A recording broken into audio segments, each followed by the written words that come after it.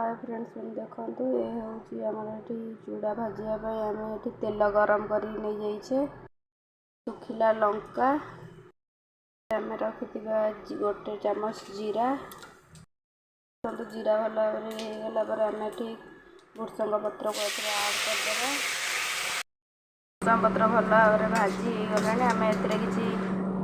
काटिक रखि कंचा पियाज को नहीं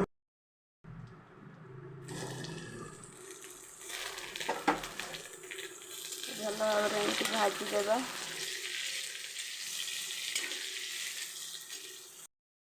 आमर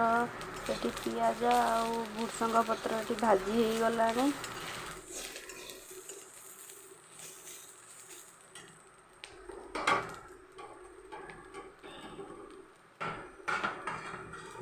भल भाव भाजी आसला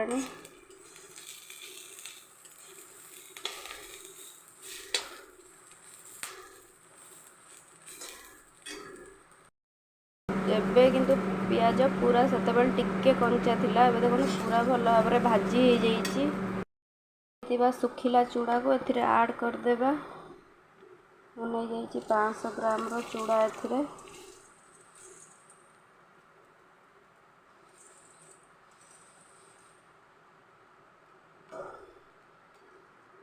एटा को रखिकी डब्बारे सुखिला चूड़ा भजा अपन एटा को रखिकी चाहिए घरे एटा खाई परिवे तो एमती भल भाव चूड़ा को आपण मैंने मिसई नहीं जीवे को लो फ्लेम रे गैस को रखी एमती चूड़ा भृषंग पत्र पियाज को एमती भल भाव मिक्स करदे या गोटे डब्बारे रखी आपण मैंने खाई परिवे ये है चूड़ा मिक्सचर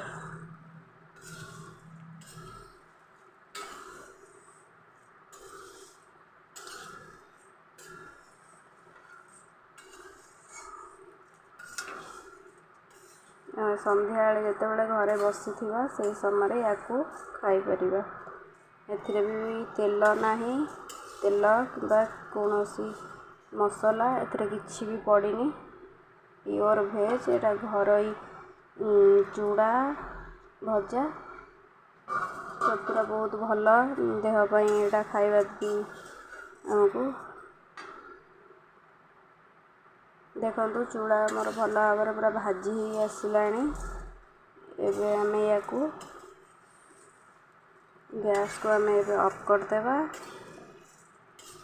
या एमती कड़ाई रे एमती छाड़देबा ये ठंडा हवा पर या गोटे डब्बारे आम रखिनेबा या आपण मैंने चाहिए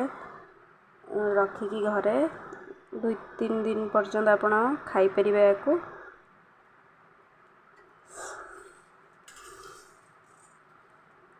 आमर जदि यही चूड़ा भजाटी आपन को भल लगी थाए ताहले कमेंट बॉक्स माध्यम आमको जनइबे आमर मेल आइकन को दबाई देबे सब्सक्राइब एंड शेयर भी करदेवे जदि आमर ये वीडियोटी भल लगी थाए तेबे एमती नुआ नुआ किसी वीडियो देखा आम चैनल को सब्सक्राइब लाइक शेयर कर दियंतु।